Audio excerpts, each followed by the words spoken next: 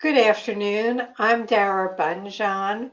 I am the food enthusiast here at J Moore Living. I'm a food writer, food stylist, PR maven, and a frustrated baker.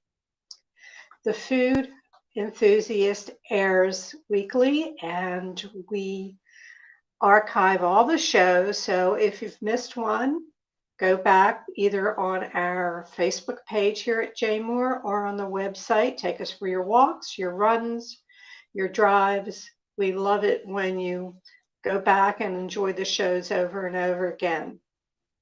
Today's guest, he is just 18 years old, a freshman at Frostburg U, and at 12 years old, he appeared on TV's Chopped Junior. He has parlayed that visibility with community activism, work for McCormick Spice, and still an honors graduate of Bard High School, early college. Awards and recognitions, National Honor Society, the BHSEC Dean's List Award, the BCPS Certificate of Acknowledgement, President, President Leon Botstein Award for Civil Engagement, City Council of Baltimore Resolution, Governor's Buy Local Challenge winner 2016, Heart and Soul Award recipient, Central Union Mission. I am proud to know this young man and thought I would feature him, his accomplishments, and of course, talk food. Welcome, Chef Bryce Taylor. What's on your plate today? Thank you so much, Dara. I'm so glad to be here. I'm honored. I'm so honestly, that was the first time I've heard honestly everything I've done just kind of listed, and I was sitting there like, wow, I was 12. It only feels like a couple years ago, but thank you so much for having me. Well, yeah, I impressed you with you, right? That was wow. You were what, 11 or 12 when you were in Chop Junior, am I correct? I think I was actually 13. I think I was 13. I just turned 13 when I went on Chopped, I think. What was the experience like and how did you get on the show? Were you scared? I mean, you're 13 years old. What was it Well, like? I'll first begin with how I got on the show. So I remember me and my mom had always watched Chopped. We watched Food Network. It was something that we just always did. And my mother, she'd always say, I think you'd be really good at this. You're good on your feet. I think you would enjoy it. And I was like, I don't know. I don't know. This is Chopped. Okay. This is, this is the number one competition show on Food Network. So this is pretty huge. And my mom, she ended up signing me up and just putting my name out there, and we forgot about it after the fact.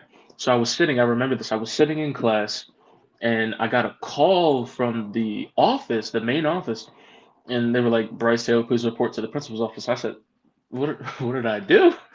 Turns out I go to the principal's office, I hop on the phone, I'm talking to my mom, and she's like, Bryce, they picked you, they picked you, they picked you. I'm like, who picked me for what? Chop, Food Network, they picked you, they picked you.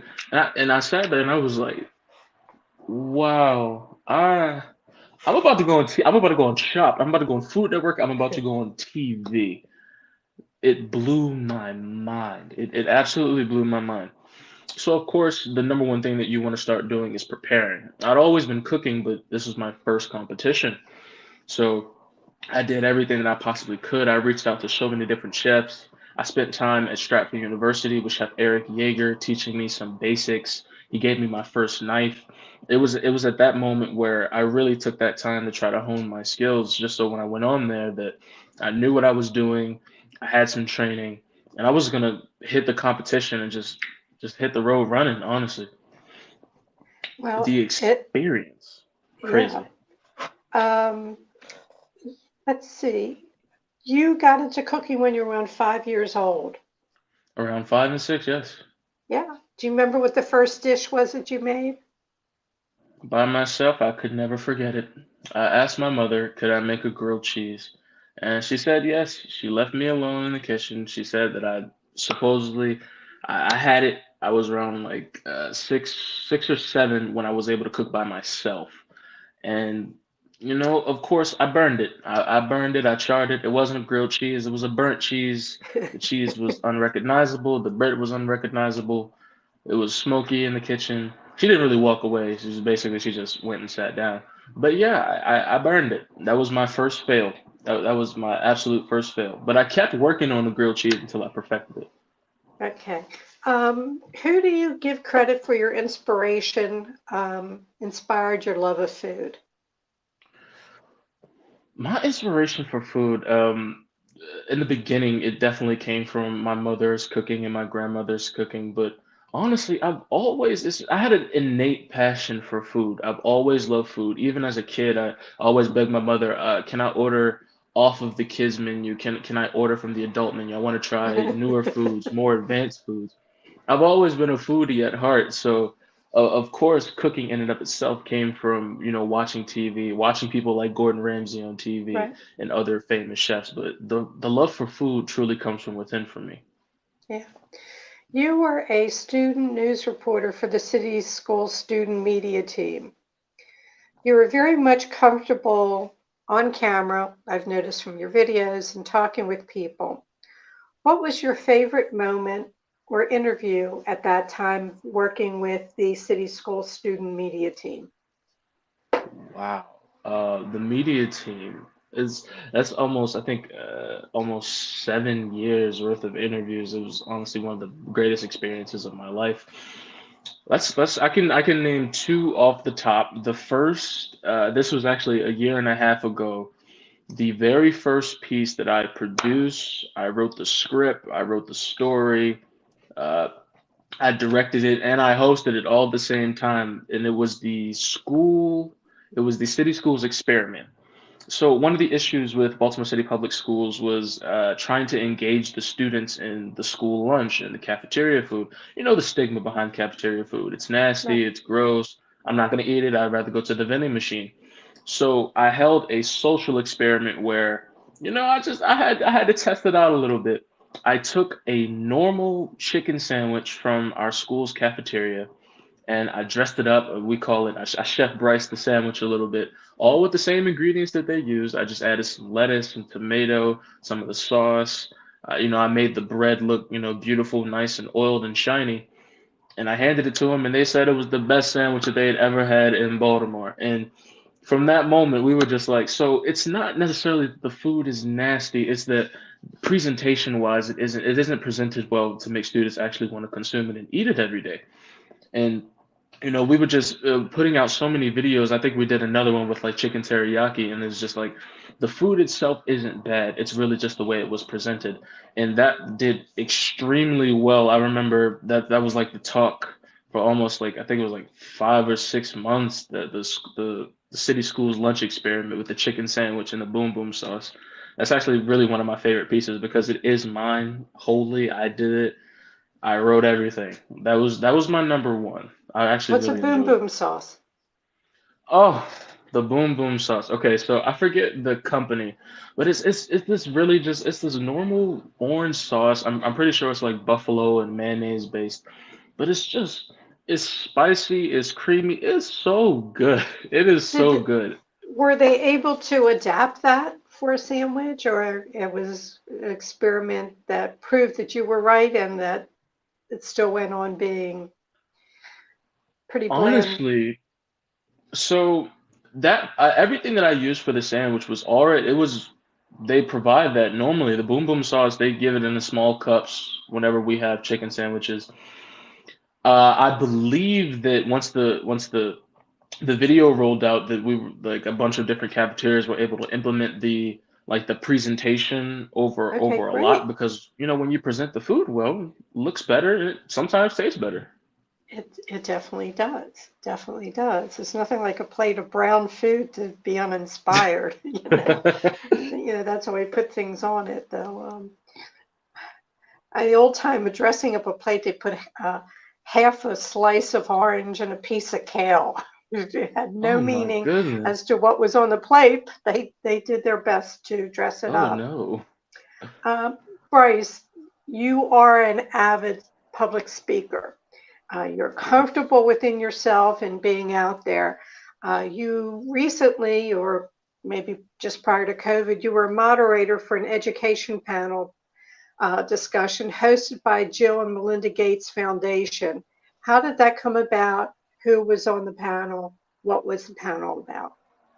Well, that's I will say, many opportunities that I've had really stem from being in the media team, being around different members of school boards and, decision makers. A lot of my opportunities come from just simply being in that environment.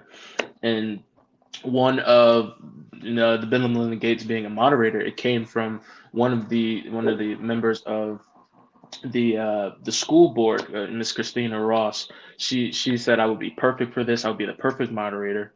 And of course, this was the first time. Granted, I've been in front of cameras, little large audiences, no more than maybe like 50 or 100 people. But this was the first time I've ever stood on a stage and spoke in front of such a crowd. It was mostly teachers, council members for different school boards and things of the sort. And I remember I went there, if I remember correctly, on the stage with me was the superintendent, Dr. Sonia Sanalisis, and a couple of other people in our board and different boards around the nation.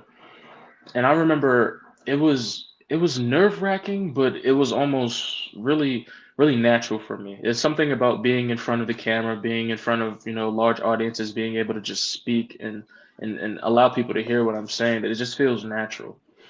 And I remember the topic at hand was, just education. And even though I was moderator, I gave insight onto education and how it's just different for certain people. And that I believe, if I am correct, that I spoke about that sometimes you have to apply different levels of effort to different children, because teaching isn't just like a one track thing. You have to some kids require different methods of teaching, some require just more effort in order to learn, and that's what I was talking about that day. What a great opportunity for you. And Yeah. so now you're in college. How you're managing your food obsession in the dorm? And what is your best Well, dorm dish? all right. So this is my third semester of college. I only have two more left until I graduate. And this was actually this last fall, this was the first time I'd cooked while I was in college, because, the first semester, COVID being online, it was a little bit different. And then for the second semester, I actually came home because they had shut down some of my classes that were online. So this was my first semester where I had classes in person. People were a bit more, or a little bit less reluctant to, be around. So I remember this was for my leadership class, and we had a project where we had to do something, with community service. And I sat there, I was brainstorming for a little bit, and I was trying to figure out what could I do that, has something to do with community service. And of course, it dawned on me, it clicked on me. I was like, wait, Bryce, you can cook. You know how to cook. Tie that in. And after I thought about that, it all came together. So I decided to host a cooking class geared towards college students, because let's be real, college students, we're the new adults. We're becoming adults. We need to learn life skills. And one of the greatest life skills that you can learn is how to cook. And this is, like I said, this is nothing new to me. I've taught many of cooking classes. One of my one of my missions is to kind of fight culinary illiteracy. So there are a lot of inner city kids, inner city students that don't know how to cook, and they live in food deserts, so they don't have access to fresh ingredients. They're picking up quick meals that aren't necessarily healthy, and they need to learn how to cook. So, like I said, this is something that wasn't new to me. So I got it together. I tried to use like this teaching kitchen they have in the CAF, but I wasn't able to. But I didn't let that stop me. I ended up using the kitchen in my dorm hall. So I got about 8 to 10 of my friends, and I taught them how to make mushroom and Parmesan risotto. That was probably one of my number one experiences in college. And I've had a lot so far, but that was probably my number one, because they loved it. They loved it. I documented on my Instagram, and I left it as a highlight. They loved it. When I saw their faces light up after eating the food, and then they were just like, "It's so good. It's this, it's that." Some of them had to give me a handshake for that one, because I taught them how to make it. I taught them the techniques to making risotto. You know how making risotto is. It's a very, very tedious process of just mixing and mixing and working and working. So that was probably my Yeah, number one. yeah, that's fabulous. So let me explain to people that a lot of your college credits were done in high school. Yeah. So when you came out to Frostburg, you were how far into it? Were you halfway there? Yep, just a little bit more than halfway. I entered Frostburg with, I believe, 66 college credits. Woohoo! Great, that's great. And that was the Bard High School Early College program, and that's Yes. here in Baltimore. Um, I have so many questions for you. I see you're a member of the ACF, and for those who don't know, the American Culinary Federation. Um, your degree is what, in business management, Business administration, yes. administration. Where do you see yourself? I skipped off the ACF, but I'm jumping around. Where do you That's see fine. yourself, or where do you want to be in 10 years? Sheesh. In 10 years, this is something that I've actually been thinking about for a while. And I have so many different pathways that I can choose. I have a little bit of journalism that I've done. When it comes to business, I've been running my own personal chef and catering company for the past 3 to 4 years. When it comes, I can do entertainment. I haven't narrowed it down, and I've been trying to figure out ways where I can basically do all three.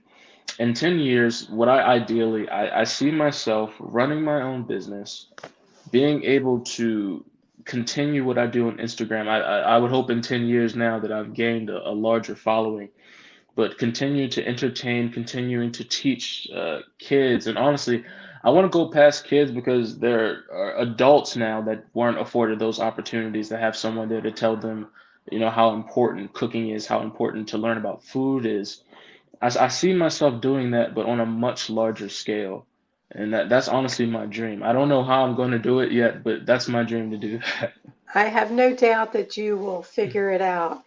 And you were involved with the charity event at the Great Kids Farm. You're involved with that. Yes, yes, that was just another opportunity that just stems from being around when I was able to do the McCormick Spice. Well, actually, let me reverse. Chef Lynn King, he's one of the chefs at McCormick Spice, and I'd done the McCormick Flavor for Life campaign with the ads, and it is just healthy cooking alternatives. We rolled out, I think, like 6 or 7 videos, 6 or 7 commercials about that. And I remember he asked, he was like, "I think you would be great for this charity event." And I was like, I would love to. Again, I never turned down an opportunity. And it's funny that I talked about the mushroom risotto because that's where I actually learned to make mushroom risotto with Chef Lynn. And we made mushroom risotto with oyster mushrooms, and chanterelle mushrooms, and Parmesan cheese, and a little bit of balsamic. It was amazing. It was really good. But that wasn't my first time with Great Kids Farm, actually. I remember that again through the student media team that we had done so many stories with them, that I had been around. I'd done reports on many of the things that they were doing, that I would just happen to be in those bubbles. And honestly, being in certain areas can afford you the opportunities of a lifetime that you'll never forget. Networking is everything. It's who you Networking know, is everything. who you It know. is everything. And I think that's my greatest skill is connecting people. I meet somebody and go, you should talk to that person, or vice versa. We have a comment in here. It says, your approach to food is impressive.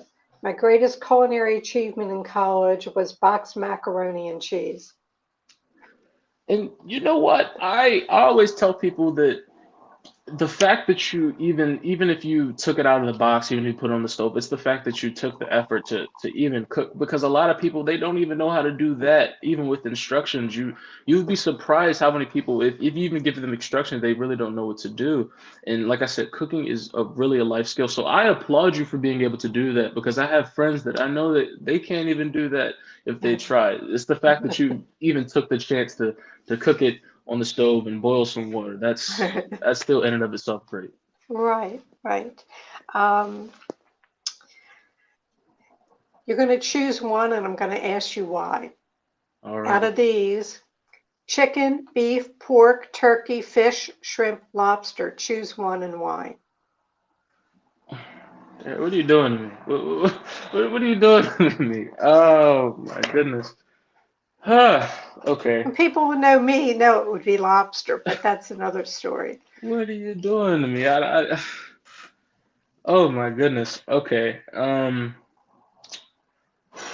think I think I think I'll go beef. I think Okay. I'll go beef. And And it's what kind of it's beef is not your even for me favorite? personally. What?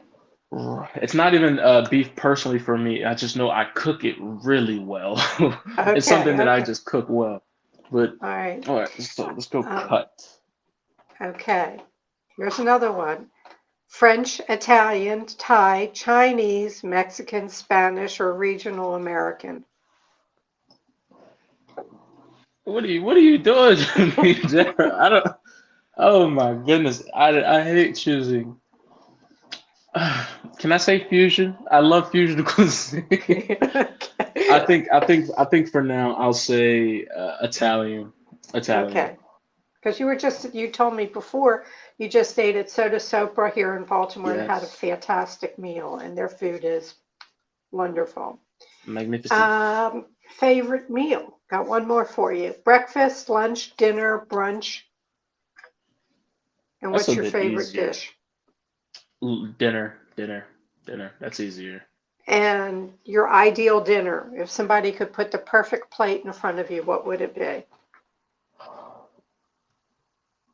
Okay, so I have to think about the setting. Is it summertime? Is it winter? Is it spring? Is Give me one. You're a man for all seasons. Give me one for each. Okay, what would be your okay. perfect dish in winter? Okay, my perfect winter dish. It's very cold. It might be snowing outside. I want some cream of crab soup with I don't know some toasted what kind of bread do I want here? Some toasted Italian bread. I want a nice cream of crab authentic soup. That's what I want with some Old Bay. Yeah, winter. Yeah, I'm cold. I want a cream of crab soup. You know, when you did the event at the Great Kids Farm, I remember sitting across from Brandon Scott. Yes. Is that where you first met? Because I think you helped work on his campaign. Um, no, I cannot stress this enough. Just being on the media team. When I worked with the media team, I'd interviewed Mayor Brandon Scott so many times as a councilman because, of just different events that he attended because he was really active in the community. So I'd interviewed him not countless times when he was just a councilman.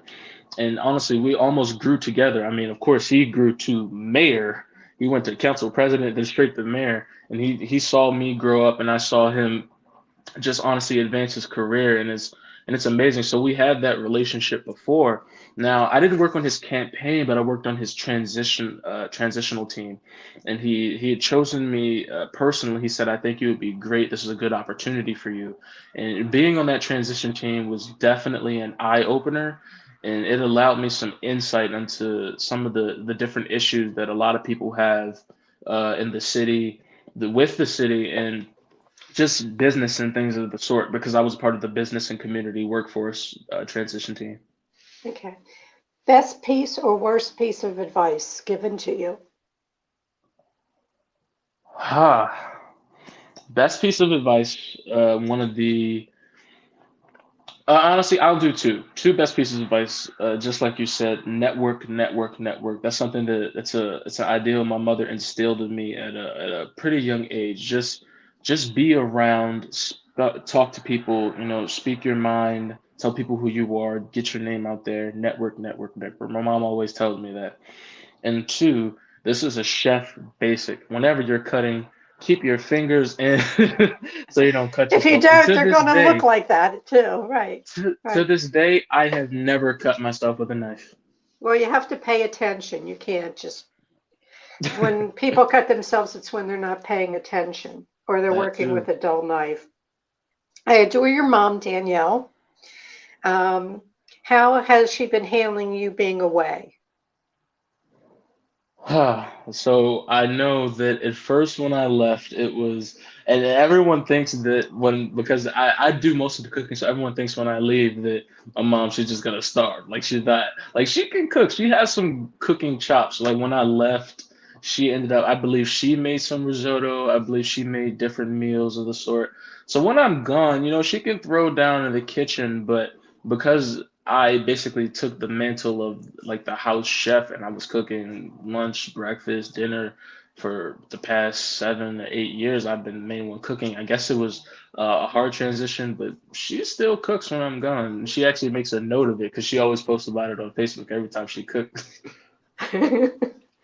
And I have to tell people, and I can't, oh, I had you over, your mom came, and I taught you how to make Yes, matzo balls, and we we made did, matzo balls. right? And we did a test of matzo balls from scratch and matzo Hmm. balls from the packages. There was Hmm. no real distinct difference that I can remember. And did I take you through vinegar tasting or how fats carry flavor? Did I do one of those two things with you? I believe it was how fats carry flavor. That was an eye opener to me. Anybody who wants that lesson, they can contact me. food@jmoreliving.com. There's cooking classes and cooking lessons are That's amazing. I just want right, to point that right. And if you're lucky, you'll get a leather jacket at the end. out. That's a whole other story. Um, let's go with what was your epic? I know you talked about it earlier, but what was your epic culinary fail? A really big one. Of course, the grilled cheese was the first, but I think the big one, and this is actually a point of vulnerability for me. It was the second show I did. It was, I believe it's called Stove Tots, and I think they discontinued that show, or whatever. I haven't heard about it in a while, but that was probably my biggest flop. And I thank my mother for being there because if she wasn't, I have no idea what would have happened. So I remember I was making Ciampino. Ciampino is an Italian like tomato based soup with a bunch of seafood, mussels, crab, shrimp. It's like a poor man's soup, and it's actually amazing. I was making Ciampino pizza, but the way the show works is like once you go to the pantry, you can't go back. So I was trying to make pizza dough, but I added too much liquid, and it turned. When you add too much liquid to a dough, it thinned out way too much. But they had these little weird cards where like you can call your parent or call your mother to come help you.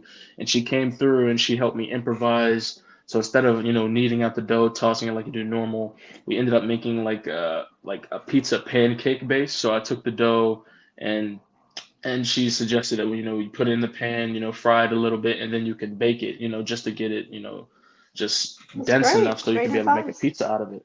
And that, and of course, Chop Junior. I don't feel too bad about this one. And this is the reason why I lost. I was fine. I made it all the way to the third round. I had no issues aside from the nosebleed that I had in round two. But it was round three. It was my first time making ice cream, and when I say it was almost perfect, I went through my entire recipe. I had it memorized in my mind. I made that entire dish, and I simply forgot to put sugar in my ice cream. And when you don't put sugar in the ice cream, I forgot what the exact science is behind it, but basically, when you don't put sugar in the ice cream and it starts to churn, it becomes rock solid. And when I say solid as a rock, it's not smooth. You can't carve it. It's basically a flavored rock. So of course, when it came out of the ice cream maker, it was smooth, it was soft serve. But when I put it in the blast chiller to cool, I took it out, hard as a rock. And that was the reason why I got chopped because I guess they couldn't taste it. They said they could taste it a little bit, but it was inedible. So that was Right. like my biggest flop and fail. Right. And especially if you're making a cold dessert, you really have to pump up the sugar a little bit more than you would on a regular dish because the cold takes some of the sweetness out. Um, and sweetness, we talked right before we went on the air. While home, you have perfected the perfect chocolate chip cookie. Yes. And Bryce has agreed. He's sending us the recipe. So Yes, I will. describe your cookie to everybody, and then we'll wrap up with the last question. All right, so this cookie, it's right in between being a dense and soft cookie and being crispy and gooey in the middle. I don't know what came over me, but when I came home, it was it was holiday time. Some said I want to make cookies, but I want to do it from scratch, and I got hyper fixated on just being able to make the perfect cookie, and I just sat there making about 6 to 7 batches of chocolate chip cookies until I finally came across the one that I felt was perfect, and I did that. So I'll make sure I send the recipe over, and everyone will be able to enjoy the cookies because they are pretty good. I look forward to it, though my waistline does not. And the final question, what didn't I ask you that I should have?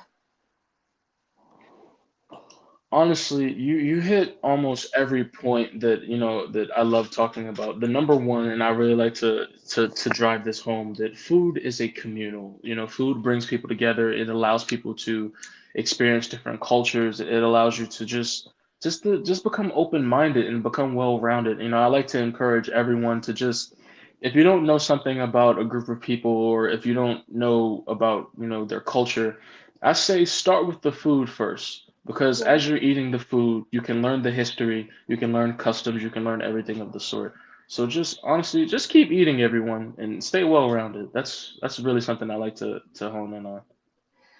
I want to tell people, though it's floated up in the notes, that everything that you want to know about Bryce or connecting with Bryce, you can find him at his website, Chef Bryce Taylor. That's BRYCE Taylor.com.